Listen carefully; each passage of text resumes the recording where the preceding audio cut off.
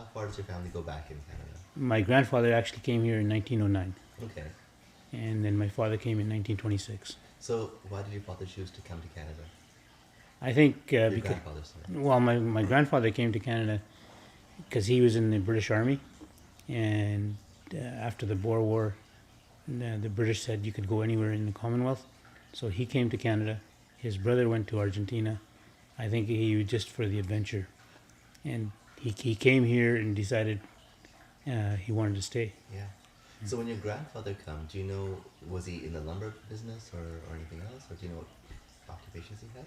Well, from what I've been told and what I know, when he first got here, I don't know what kind of work he was doing. Mm. But in the 20s and the 30s, he was working in the sawmill. Mm. And according to Jack Couple, who passed away a little while ago, my grandfather was the first Punjabi to work on the booms, Wow. on the logging booms. So what does working on logging booms entail? What do you do on the logging booms? On the logging booms, when the logs are brought down through the river to the mill, and then the logs have to be sent up into the mill individually.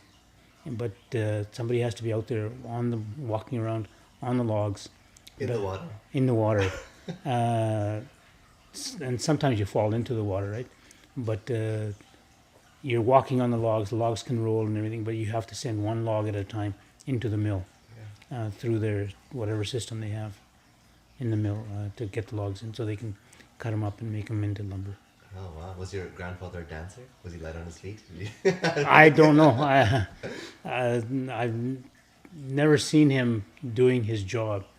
I've seen him walking on the logs, but when I saw him, he was in his 60s, kind of a thing. But when he's actually doing the job, I couldn't tell you. Yeah. Okay. And so then your grandfather came. What was his name, Uncle Joe? My grandfather's name was Santa Singh. Everybody knew him as Chandawala because Chanda was our village. My dad's name was Arjun Singh, and he actually used to use Chanda as the last name at the back. So anything that you see with any document or his signature, it will say Arjun Singh Chand. And when did your father come to Canada? I believe he came to Canada in 1926. Okay. My grandfather had gone back to India for a little while, came back, and then my father came after him. Now, was your grandfather involved in the Ghadar Party? My grandfather was involved in the Ghadar Party. I believe he went to San Francisco as a representative of the Ghadar Party in Vancouver with 4 other representatives. Yeah. Do you know who the other representatives were, Uncle Joe? They're probably in Dari. Yes. Yeah. And so your grandfather went back to India and then came back? Yes. And he brought his son with him? No, my dad came after. Okay. My grandfather went to India, didn't like what he saw back there, and came back to Canada. And then my dad came. My grandfather never went back. Oh, wow. And how old was your dad when he came to Canada? My dad was doing the math. He's born in 1909. Okay. He came in 1926, so he's probably around 16 or 17 years old. Wow. Yeah. And what did your dad do when he was in Canada? Well, he worked in the sawmill on Falls Creek. There was a sawmill there called Alberta Lumber. It wasn't too far away from the old Sikh temple on West 2nd Avenue. And my grandfather and my father, they had a houseboat, in which they called a hora in those days in Punjabi. So people, when they wanted to come to their houseboat, they used to say, let's go to the Chandawala hora, right? And that's why I think my dad and my grandfather, because they lived close to the temple, they would work in the mill. After work, they would go to the temple and help out there. And my dad got involved in the temple work, and he became the secretary and the president and the treasurer, and on different years, right? Whatever the elections would, he would get elected, so he would participate that way. Yeah. Did you ever see the hora? No, I didn't. I've seen a hora, Yeah. not on Falls Creek, Yeah. on the Fraser River, when we first came to Canada, and we lived on Mitchell Island. Okay. There was somebody living in a houseboat hora thing, Yeah. where my grandfather would go and visit them, Yeah. because my grandfather knew them, right? Yeah. And I only knew them as like nowadays we don't mention caste, this and that, but in those days you either mention people by their village or by their caste, and these people were mentioned by their caste, and I don't know what their name was, but they were the people, like who make earthen pots in India, Okay. right? Yeah. So they that caste, whatever name you use for that caste, is what they were called by. Oh, interesting. Yeah. It's so interesting also because for two things. I've heard of people living in bunkhouses, but I haven't heard of people living in houseboats. Were a lot of people? The bunkhouses came after, I think. Okay. All right. As houseboats were, not being allowed, for whatever, city regulations, this and that. So people would buy a house, and in the house bunkhouses, it's usually men. They don't have their wives here, so they'd say to one person, "Okay, well, working in the mill is too hard for you. Why don't you cook for us, right? You cook 3 meals for us, kind of a thing. That's fine. We'll pay you an X amount of dollars, or each person will pay you." Like I know in the 50s, when the wages were a little bit higher than what they were back in the 20s and the 30s. So, like even I know a cousin of mine, who we sponsored and came to Canada in the late 50s, and he worked in the Prince Rupert in a bunk, and he lived in the bunkhouse. They were paying the person who cooked the meals $10 per person per month. Oh, wow.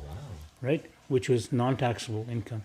Plus, that person got free meals plus room and board. So that person was probably making as much money as the people working in the sawmills. Wow. A couple of questions then. Let me jump around a bit. The living areas of people in Vancouver. You've mentioned the False Creek area, Mitchell Island, Fraser, in that area. Is that where most of the population lived at the time? Originally, most of the people lived in around False Creek, Kitsilano, because the temple was there. Then some of the people started living down on Mitchell Island because there were some mills down there, and they were working in those mills. You've heard of perhaps Amarjit Singh Brar. He had a sawmill on Mitchell Island, where everybody worked in his mill. So there was in South Vancouver, where there's quite a bit of a Asian population now. There wasn't. There was, as far as I can remember, there was one gentleman. He had the same first name as my dad, Amarjit Singh, but his village was Kanganingala, so they called him Amarjit Singh Kanganingala. His wife's name was Chandigarh, which is the same as my mother's name. He lived on 47th by St. George, next to the Catholic school.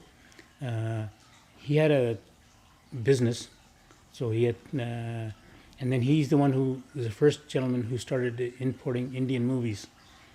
And then he had this lady, we only know her, like I only know her by the name of Janaki, and she and him got together, and they used to bring Indian movies and show them at the. First, they started showing them at the Gurdwara, the temple, in the downstairs in the kitchen, right? And then slowly, there used to be a theater on Kingsway, just off of Fraser, and they used to show them there. Oh, where the Fox Theater is now? No, not the Fox. Fox is on. Okay, it's more Main. No, the Fox Theater is on Main Street, right? Yeah. No, this is just east of Fraser. Okay. About 3 doors down.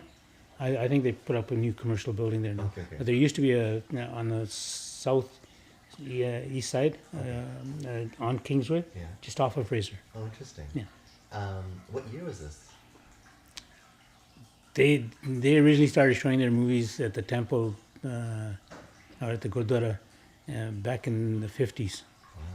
right? Yeah. And then in the 60s, they were showing them at the theater. Do you remember what would they show it every Saturday night, every Friday night? How would it work with the Gurdwara? At the Gurdwara, it was always Sunday evenings, Sunday. right? Yeah. Because everybody would go to the Gurdwara in the morning, and then you had the food around 12 o'clock, 1 o'clock. Yeah. And originally, when I can remember, the Gurdwara used to be, you went to the Gurdwara in the morning, you had all the services in the morning, then people would eat, some of them would go home, come back later on in the afternoon, and then they would go back upstairs again, and it was not, it was kind of a service, right? There was a little bit of a pot, this and that, but then any discussions they would have about the community, or in problems in general for our population, they would discuss them upstairs. Okay, and after discussing them upstairs, then they would come back downstairs and have langar again. So you actually ate twice on a Sunday at the Gurdwara, kind of a thing in those days. I mean, I've heard stories of meetings about Gadar party issues or political issues, right to vote stuff. So that would happen on a Sunday afternoon. I guess. Yeah, I think so. Yeah. Like as far as I can remember, Yeah. like the Gadar party and all that was way before my time. Yeah. But I do remember as a youngster, right, that we used to go to the temple in the morning and we'd be there all day. We'd come home 8 o'clock, 9 o'clock at night, Yeah. right? Because my dad was the secretary and he'd have to be there. And since we used to go on buses and everything, so we'd stay, instead of coming home and then trying to go back, we'd just stay at the Gurdwara. Right. Yeah. Just a quick question. Do you remember any of the movies that ever played in the basement? No. No? Any black and white films? They were all black and white movies, Yeah. right? But I don't remember their names.